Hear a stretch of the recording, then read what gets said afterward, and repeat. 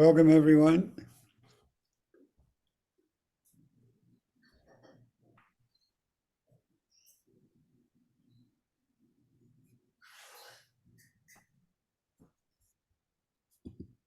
I feel like I should say hello, Ian.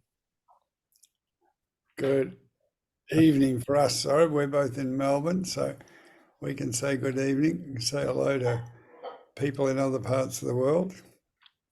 Hello, hello, indeed. And as I was saying to you, Ian, I'm in a different place because I'm. This is the one room with an air conditioner, and I'm a climate refugee today.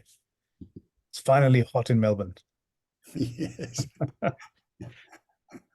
probably almost the first time for the whole summer. Yeah. Remarkable. So, as other things are changing, many of you probably have seen the email that we sent out about how things are changing with Alleviate. And so I was just going to say a few words to that to start us off. Thank you, Ian. Yes. And I think for a change, I suppose a good announcement for our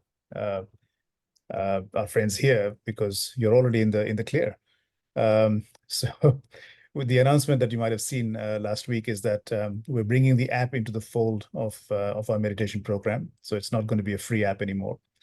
And as I explained in the email itself, it was just something that the costs were mounting up with thousands of users, and it was just not carrying its weight in terms of converting across into this particular program. That was one thing, but the second thing is, as you've all seen before, the data is so compelling. When you are, for those of you who are in the program, are just doing so much better with your practice than those who are just using the app. And we just thought, for the sake of authenticity, it's actually better to just say we are this program which has an app, rather than to say we are a program and an app. And really, it feels a lot better for me as someone going out and talking about this all day long to third parties, that we're a meditation program. So so basically, yes, on the 15th of March, things will cut out. So anyone that is not a subscriber will not be able to use the app. And hopefully you'll see a few good changes in the app itself. Actually, we've got a few things happening between now and then hopefully a lot many more as it goes along.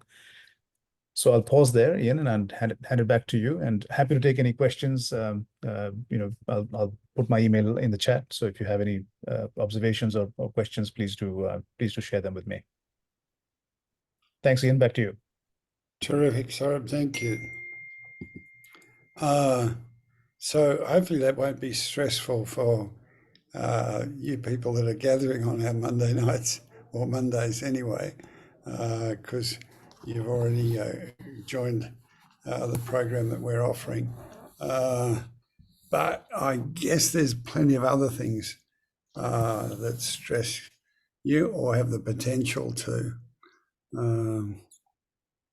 It's funny, because quite a few of us are not the youngsters we used to be once. And I sort of reflect on this a bit. I don't know. When I was a teenager and a 20-year-old, I don't know that I felt particularly stressed. What about yourselves? Were you feeling particularly stressed? Do you remember that? I don't know whether just all the things that seem to be happening on a world scale, national scale, local scale. There just seems to be a lot of things that people quite reasonably find traumatic. And perhaps without the sort of frame of reference. Like if you think back to the Great Wars, they must have been hugely traumatic and involved much more real difficulty for civilians and deaths and all that sort of thing than things that are happening these days. But there was a sort of a common purpose in all of that. And I've written a blog this week on with the topic of why is Trump so successful or so popular. And it's something that's really puzzled me for a long time. And I must say personally, and I don't want to get into politics, but it's just a reality. I think for many people, the thought of him becoming president of the United States again is actually quite disconcerting, given how unpredictable he is and some of the things he said he would do if he was re-elected, and just completely devoid of any politics. It's a bit of a disturbing thought. And I've actually, in the blog, I've put this whole article out of The Guardian, or the parts of it that are quoted, which I've never done in one of my own blogs before. Sort of quote bits and pieces from here and there quite often, but this is actually a whole article, because it actually, to me, explains something that I couldn't understand. Why Trump's so popular. And it talks about extrinsics and intrinsics. And it's a really good lead into the presentation Carmel's going to do herself on stress this evening, and the practice. And it talks about basically where our values lie. And for extrinsics, it's outside of themselves, and intrinsics, it's inside of themselves. And it's basically saying that for values, as for happiness, really, if you're dependent on your happiness or your values from things going on outside of you, then it can really go badly. Whereas if you're an intrinsic and you look for your values and your base level happiness inside, then it can go really well, because what's going inside of yourself, you can have some control over, you can have some regulation over, you can train yourself to really to develop more inner happiness, to develop better values. But if you're relying on what's going on outside, you're basically at the whim of others. So you might be interested to read it. I think it's a terrific article. And as I say, I've pinched it straight out of The Guardian. So if you want to subscribe to The Guardian, that'd ease my conscience a bit.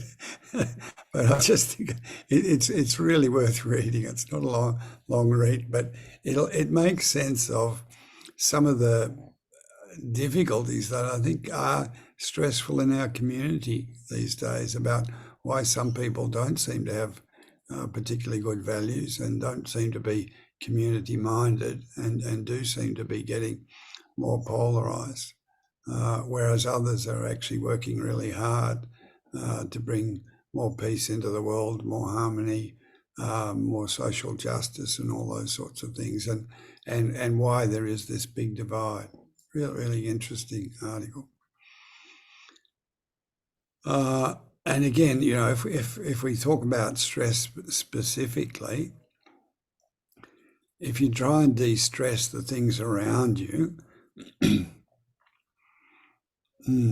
I'm guessing that's going to be quite difficult. To live in a stress-free environment, you'd have to put yourself in cotton wool, basically, wouldn't you? It'd be quite difficult. And my guess is that a lot of people would manage to turn a stress-free environment into something stressful anyway, because they'd react to the lack of change, or the lack of stimulation, or the lack of provocation. I think it's clear you can turn any environment into a stress. And it's obvious, I'm sure, to all of us that are gathering for this meeting, that the answer to stress management lies within us. So I'm going to hand over to Carmel, who's going to lead us in one of these really good practices for helping to settle the mind, help us to find more peace within ourselves. And it's actually just one of the really good practices off the app. I think it's one of my favourites. And over to you, Carmel. Thank you. Thanks, Ian. Yes, it's true. I think myself, I didn't have much stress in my teenage years or early 20s. Maybe it's as we accumulate more stuff and commitments that it becomes.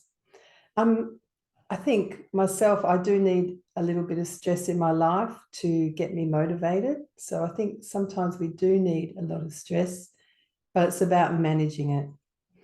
And I'll just tell you a personal story today. I had an appointment I had to get to. It was a big commitment, and I didn't want to let anybody down, of course, but I had car issues.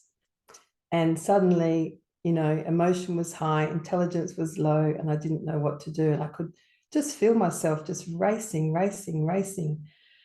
Anyway, I sorted it. And then as I got into my husband's car to go to my commitment, I just giggled to myself and I thought, how appropriate I'm doing this meditation tonight. Managing it, just remembering to pause and just breathe and then think about things intelligently and try to make the best decision. So I hope you're ready for this one. It's called A Healing Journey, and it's also one of my favorites. So welcome, everyone. Just get comfortable. Just settle into your chair or laying on your bed or the floor, wherever you are. Just take a moment to adjust your body.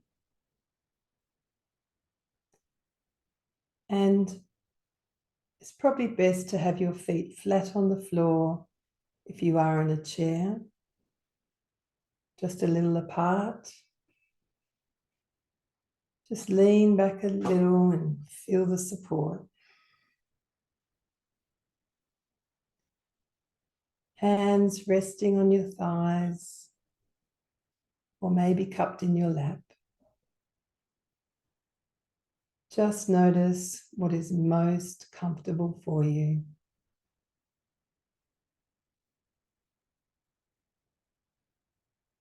And then when you're ready, just closing your eyes.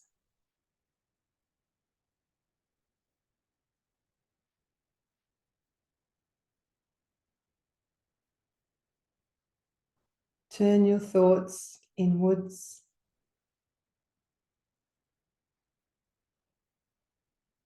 And remember that this is a time where we can use guided imagery for deep relaxation, for regaining our balance and moving gently into stillness.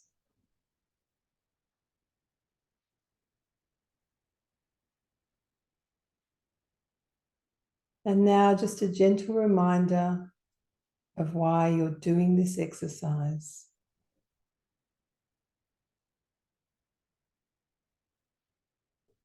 And then aim to let go of any effort, any striving to make something happen. Just be curious and alert as you follow the guidance.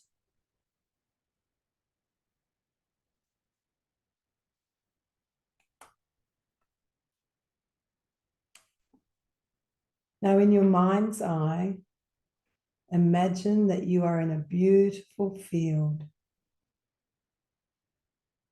And as you walk across the field, feel the grass soft underfoot. Look around at the trees and hear the wind gently blowing through the leaves.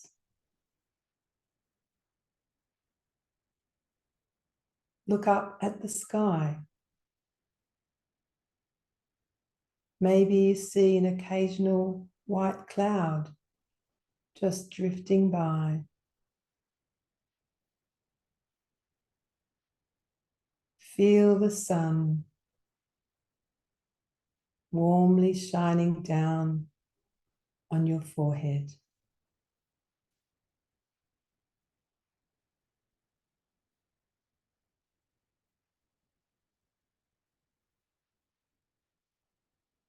And as you move forward, you come to a beautiful pool surrounded by rocks with a gentle track leading down to a sandy bank. You move down onto the sand and feel your feet and toes in the sand.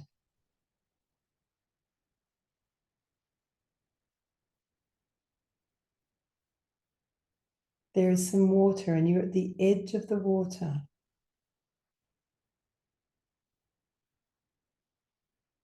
And just take whatever clothes you feel comfortable to leave behind and enter the water.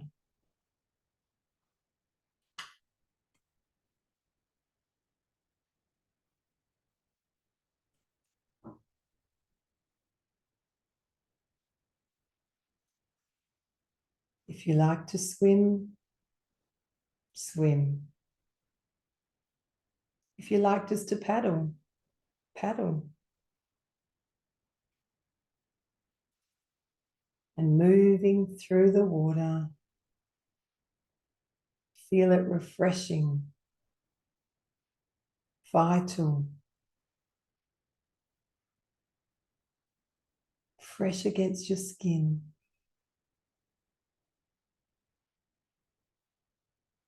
You might like to dive under the water. Feel the freedom of the movement.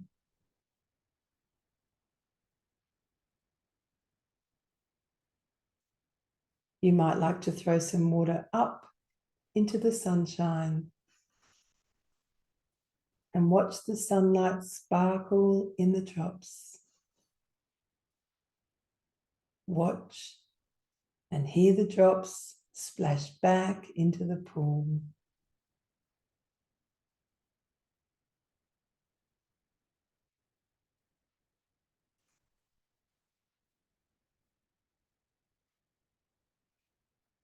Moving through the water, you look ahead and see a waterfall.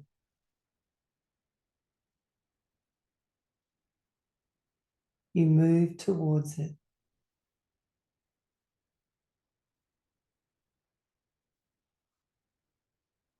And then move under it.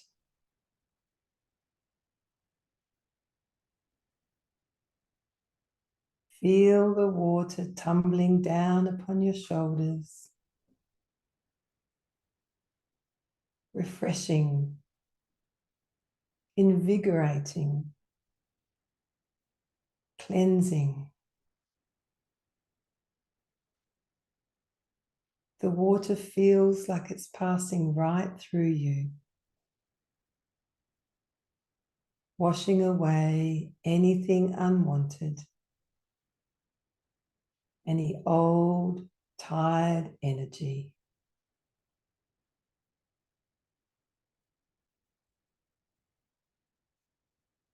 You feel refreshed and vital.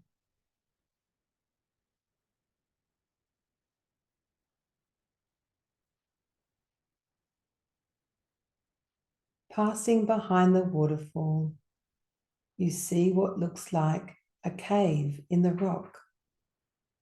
It looks inviting. It looks safe. And you enter into it.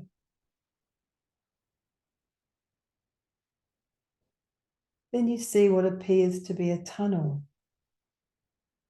It's dark, but again inviting. And you move into the tunnel,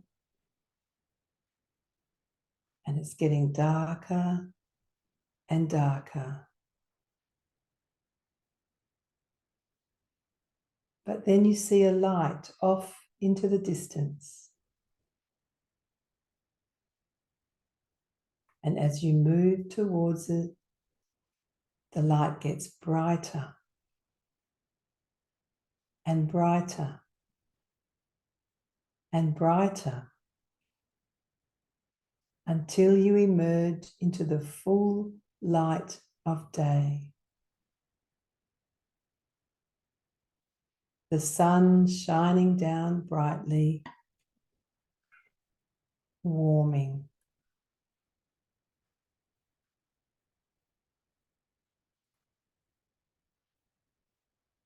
And there in front of you, you see a green grotto surrounded by palms, ferns, luxurious green trees of all sorts. And in the middle, a grassy, cleared patch with a bench. And on the bench, a towel and fresh clothes.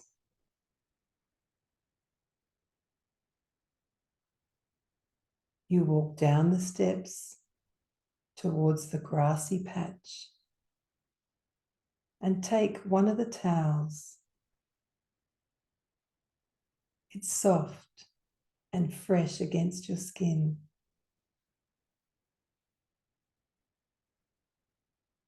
You dry yourself and then you put on the clean clothes.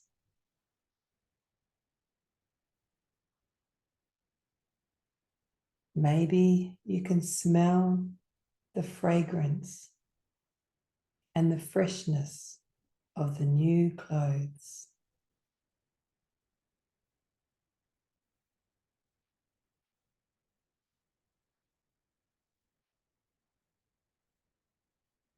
And then make your way across the grass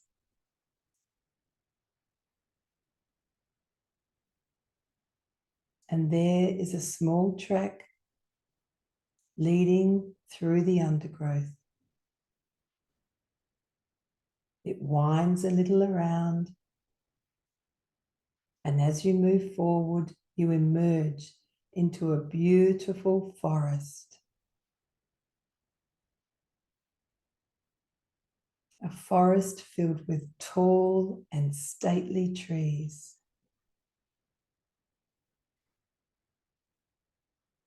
The trees are rising up into the sky above, with a canopy of leaves and sunlight gently filtering down.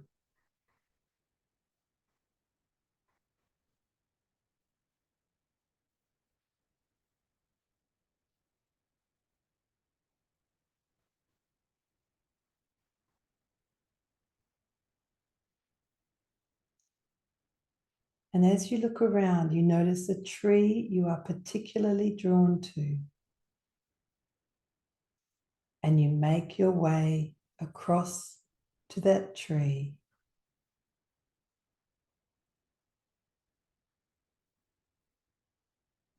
You may want to lean up against it with your back, or perhaps face it, wrapping your arms around it, hugging that tree. You can feel its strength, and you can imagine its roots reaching down deep into the ground, almost as if your own legs are extending down into the earth like the roots of the tree.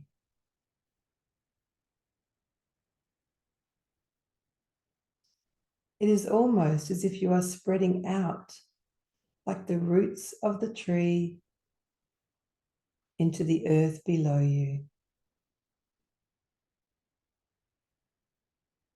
drawing up the earth's energies, feeling the strength and warmth of Mother Earth rising up into your body.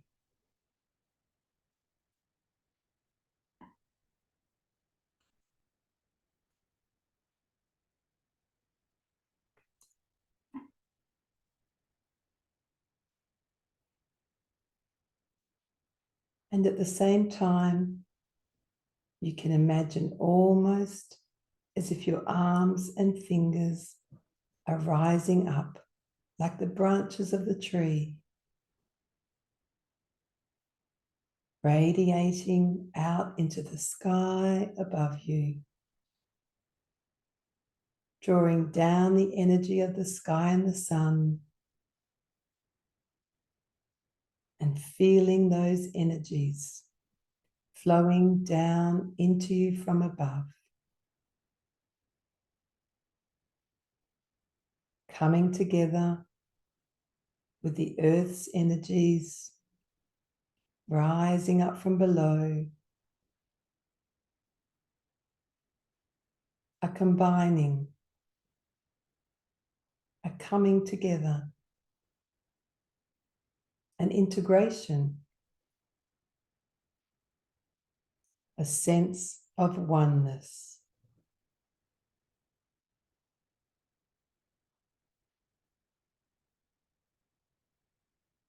Just let yourself go into that feeling.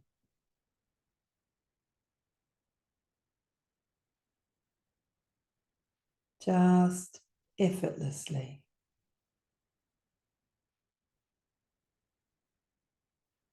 Flowing and resting with it.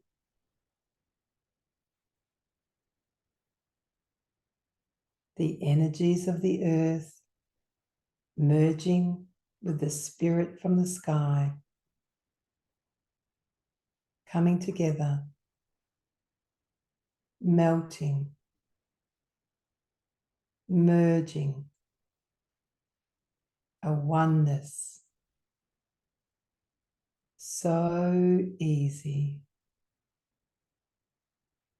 Just feeling the ease of it all. Going with it. Going with it. And letting go.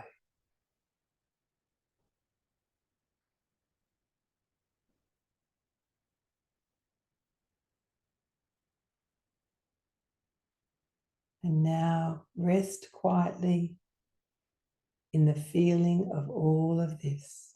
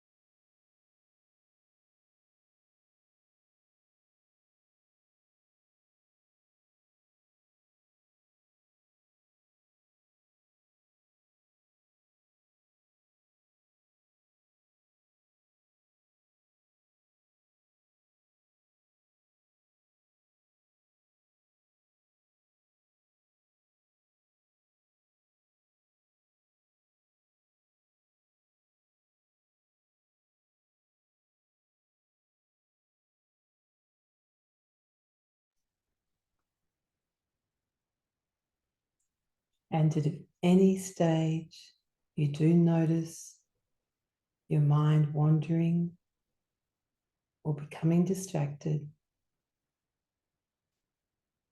as soon as you do notice that, just gently bring your attention back to the feeling of letting go.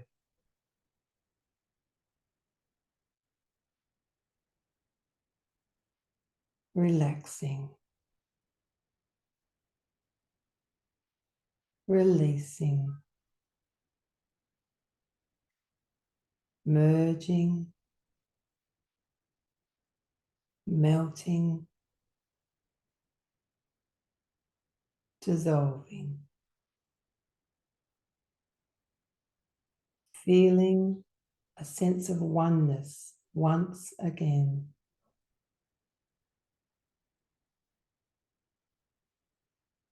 And again, just simply resting in the stillness just for a little while, quite effortlessly.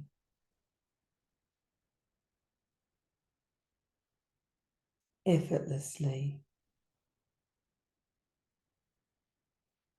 Letting go, letting go.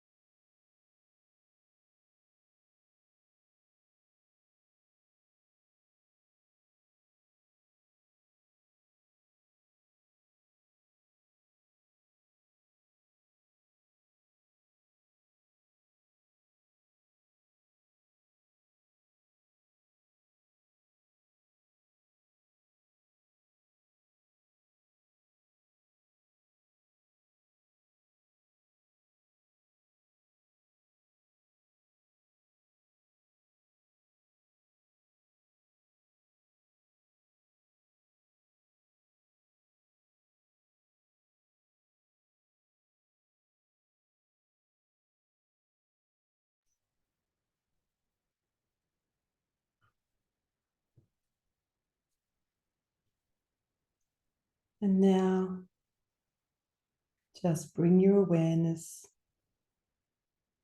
more particularly back to your body.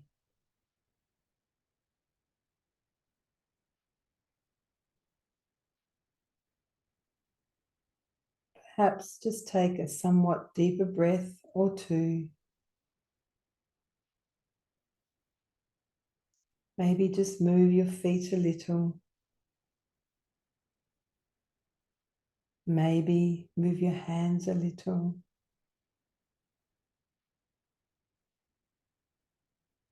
And just take your time.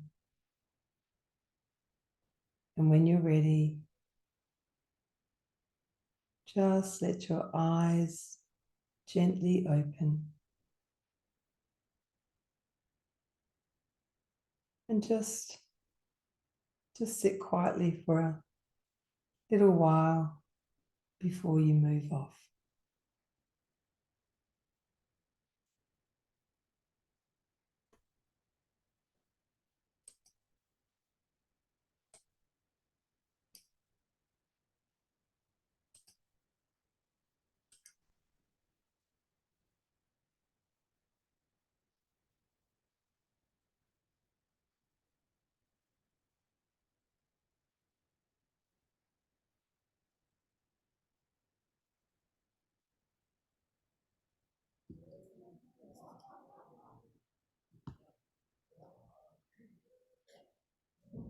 Thank you, Carmel.